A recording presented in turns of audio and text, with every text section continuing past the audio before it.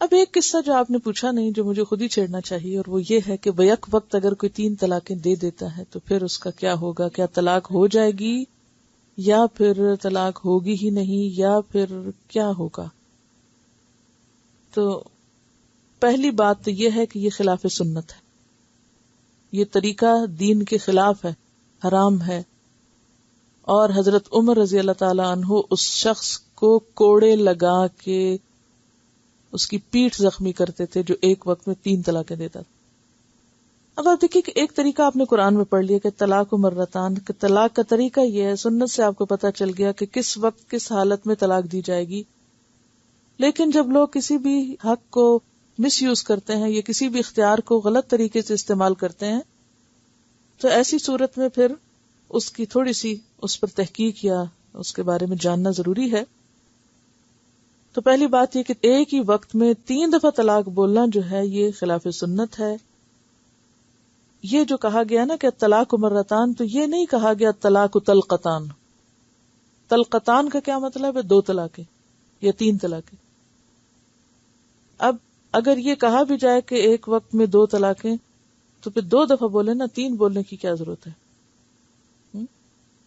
تو 3 شاید اس لیے بولتے ہیں کہ پھر اس کے بعد اب بسانا نہیں. تو پہلی بات تو یہ ہے کہ اگر ایک ہی دفعہ میں 3 دی ہوئی 3 ہوتی تو پھر یہ ساری آیات اور یہ سارا طریقہ جو ہمیں بتایا گیا اور یہ ساری حکمت کہ کیوں وقفے سے اور کیوں عدت کے 3 مہینے اور کیوں رجوع کی اجازت اور رخصت، یہ سب تو پھر ختم ہی ہو کے رہ جاتا ہے. اس کی تو ضرورت ہی نہیں. پھر اس آیت کو پڑھنے کی کیا ضرورت ہے اگر ایک ہی جھٹکے میں عورت کو، آپ دیکھیے کہ مرغی کو بھی ذبح کرنا ہو نا تو ایک جھٹکے سے ذبح کرنا منع ہے. تو کہاں یہ کہ زندگی بھر کے تعلق کو ایک ہی جھٹکے میں اور ایک ہی جگہ بیٹھ کے 3 دفعہ کہہ کے تو ہمیشہ کے لیے گھر الگ کر لیا جائے. یہ ایک انتہائی ناپسندیدہ صورت ہے. اب یہ بات پھر کہاں سے آئی کہ جو چاروں امام کہتے ہیں کہ اگر کسی نے ایک ہی وقت میں 3 طلاقیں دے دی تو 3 ہو گئیں؟ یہ بات کہاں سے شروع ہوئی اور کیا اس کی حقیقت ہے؟ اس کے بارے میں مسلم میں روایت ہے. حضرت عبداللہ بن عباس فرماتے ہیں نبی اکرم صلی اللہ علیہ وسلم کے زمانے میں، حضرت ابوبکر صدیق کے زمانے خلافت میں، حضرت عمر فاروق کے زمانے خلافت میں 2 سال تک بیک وقت دی گئی 3 طلاقیں ایک شمار کی جاتی. حضرت عمر بن خطاب نے کہا جس چیز میں لوگوں کو سوچنے سمجھنے کی مہلت دی گئی تھی لوگوں نے اس بارے میں جلد بازی سے کام لینا شروع کر دیا جو خلاف سنت ہے، لہذا آئندہ ہم بیک وقت دی گئی 3 طلاقوں کو 3 ہی نافذ کر دیں گے. تو انہوں نے ایک آرڈیننس کے ذریعے اب اس شخص کی بھی جو ایک ہی وقت میں 3 دفعہ بولتا تھا اس کو 3 ہی شمار کرنا شروع کر دیا. اور اس کے بعد حضرت عمر نے اپنا فیصلہ نافذ کر دیا اور لوگوں نے اس پر ریئیکٹ نہیں کیا. تو وہ اس وجہ سے تھا کہ یعنی اس رجحان کو روکنا مقصود تھا کہ لوگ ڈریں اور لوگ آئندہ یہ غلط طریقہ اختیار نہ کریں. لیکن یہ ایک وقتی ضرورت کے تحت تھا، نہ کہ ہمیشہ کے لیے ایک قانون بنائے جانے کے لیے. اور اس میں علماء کا اختلاف ہے. بعض یہ کہتے ہیں کہ اگر شوہر نے بالکل الگ کرنے کی نیت سے ایسا کیا ہے تو پھر وہ واقع بھی ہو جائے گی، یعنی اس میں پھر شوہر کی نیت کا دخل ہوگا. اور بعض یہ کہتے ہیں کہ نہیں، جس طرح نبی صلی اللہ علیہ وسلم کے زمانے میں، حضرت ابوبکر کے زمانے میں 3 کو ایک شمار کیا جاتا تھا، اس لیے اگر کوئی ایک دفعہ میں 3 کیا 1000 دفعہ بھی بولے تو 1 طلاق شمار ہوگی، کیونکہ وہ ایک بار ہے. طلاق مرتن کا کیا مطلب ہوتا ہے؟ ایک بار. اور مرتان 2 بار، 2 دفعہ لفظ بولنا نہیں بلکہ 2 الگ الگ مواقع پر دینا اور پھر بائن کے لیے تیسرے الگ موقع پر طلاق دینا. اور جیسے کہ سورۃ الطلاق میں آتا ہے کہ طلقوہن لعدتہن، اور اگر ایک ہی دفعہ میں طلاق بائن ہو جائے تو وہ عدت کا تو پھر کانسیپٹ جس میں رجوع ہو سکتا ہے، رجوع کا حق تو مرد کے پاس رہا ہی نہیں اور سوچنے سمجھنے کا بھی وقت نہیں رہا. اور خاندانی نظام جو ہے وہ اتنی معمولی سی چیز نہیں ہے کہ جس کو انسان ایک ہی جھٹکے سے ختم کر دے اور بچوں کا مستقبل اور سب چیزیں داؤ پہ لگا دے. اور پھر لوگوں نے اس کا حل کیا تلاش کیا؟ اس خرابی کے بعد ایک اور خرابی شروع ہوئی کہ حلالہ کرانا شروع کر دیا.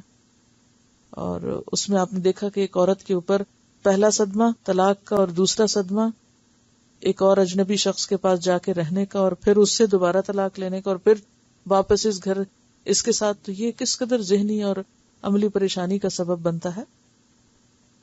تو اس لیے یہ مسئلہ اختلافی مسائل میں سے ہے، اور اس میں جو قرآن کا طریقہ ہے، جو سنت کا، وہ میں نے آپ کے سامنے رکھ دیا ہے کہ اصل طریقہ کیا ہے، اور لوگوں نے اس کو کس طرح مس یوز کیا وہ بھی میں نے آپ کو بتا دیا. اور اس میں علماء کا اختلاف کیا ہے. یہ اختلاف ہے کہ اگر کوئی یہ نیت رکھ کے دیتا ہے تو پھر اس مرد ہی کے اوپر ہے کہ اس نے کیا سوچ کے دیا تھا، ہمیشہ کے لیے الگ کرنے کا یا غصے میں محض ایسا کیا اور ایک ہی مراد اس کی تھی دینا. تو پھر چونکہ یہ قانونی معاملہ ہے پھر یہ کسی قاضی کے سامنے جائے گا، اس لیے اس حکم کو پڑھ کر آپ فتویٰ دینے کے قابل نہیں ہوئے. یعنی ان آیات کو پڑھنے کے بعد آپ کو مفتی کا سرٹیفکیٹ نہیں دیا جا رہا کہ آپ اٹھ کر فیصلہ کرنا شروع کر دیں. ٹھیک ہے.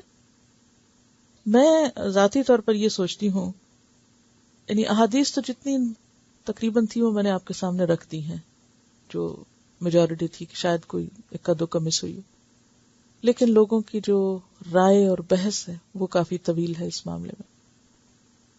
ذاتی طور پر میں یہ سمجھتی ہوں کہ دین جو ہے وہ بہت واضح اور کلیئر دین ہے. آیات پورا مقصد بتا رہی کہ طلاق کا پروسیجر کیا ہے. نبی صلی اللہ علیہ وسلم کی سنت سے صحیح طور پہ پتہ چلتا ہے. اگر اس طریقے کو فالو کیا جائے حضرت عمر کی سنت کو چھوڑ کر، تو اسی میں بھلائی، اسی میں وہ مقصد پورا ہوتا ہے کہ جو رخصت رکھی گئی اور جس طرح اسلام چاہتا ہے خاندانی نظام کو بنانے میں سنجیدگی، وہ اسی طریقے اور پروسیجر پہ پوری ہوتی. تو اس میں آپ مختلف کتابیں پڑھ سکتے ہیں اگر آپ مزید اس معاملے میں جاننا چاہتے ہیں. اس میں مزید اتنی ڈیٹیل میں جانے کی دو لوگوں کو ضرورت ہو سکتی. نمبر ایک، جس کو خدا نخواستہ ایسے کسی معاملے سے واسطہ پیش آئے. نمبر دو، جو مفتی یا قاضی بننا چاہے. تو اس نے خدا کو جواب دینا ہے، لہذا پورے شرع صدر کے لیے ساری بات کو پڑھے. لیکن عامت الناس کے لیے اتنا ہی کافی ہے جو آپ کو بتا دیا گیا کہ اصل چیز ہے کیا، اصل حقیقت کیا ہے اس معاملے میں. اب دیکھیے کہ تقریباً 7 اسلامی ملک ہیں جس میں یہ قانون باقاعدہ نافذ ہے کہ اگر کوئی شخص ایک ہی وقت میں 3 طلاقیں دے گا تو اس کی طلاق جو ہے وہ کنسیڈر نہیں ہوگی، اس کو ایک ہی شمار کیا جائے گا. میں آپ کو ملکوں کے نام بھی بتا دیتی ہوں. 7 اسلامی ممالک جن میں مصر، سوڈان، اردن، مراکش، عراق، شام اور پاکستان شامل ہیں. ایک مجلس کی 3 طلاقوں کو ایک ہی طلاق شمار کرنے کا قانون نافذ ہے، یعنی قانون موجود ہے. بعض اہل علم کے نزدیک بیک وقت دی گئی 3 طلاقیں 3 ہی شمار ہوتی ہیں، لیکن بات یہ ہے کہ نبی صلی اللہ علیہ وسلم کے زمانے میں 3 کو کیا شمار کیا گیا؟ 1 شمار کیا گیا. آپ کے مقابلے میں حضرت عمر کا اجتہاد ایک وقتی ضرورت تو پوری کرتا ہے مگر آپ کے قانون کی جگہ نہیں لے سکتا. پھر اسی طرح یہ ہے کہ امام مسلم کی صحیح روایت میں وہ حدیث جو میں نے ابھی آپ کے سامنے پڑھی کہ آپ صلی اللہ علیہ وسلم کے زمانے میں، پھر حضرت ابوبکر کے زمانے میں اور عمر رضی اللہ تعالیٰ عنہ کے بھی ابتدائی 2 سالوں میں یہی قانون نافذ تھا. پھر اس کے بعد حضرت عمر کے اجتہاد کے بعد بھی کبھی امت کا اس پہ اتفاق نہیں ہوا کہ ہاں ایک ہی وقت میں 3 بولنے سے 3 ہو جائیں گی. پھر اسی طرح یہ جو حضرت عمر نے آرڈیننس نافذ کیا تھا وہ لوگوں کو ایک خرابی سے روکنے کے لیے کہ اگر تم نے ایسا کیا تو بطور سزا تم پر نافذ ہو جائے گا. لیکن وہ ایک وقتی ضرورت تھی، وہ ایک مستقل قرآنی حکم اور ایک سنت کی جگہ نہیں لے سکتی.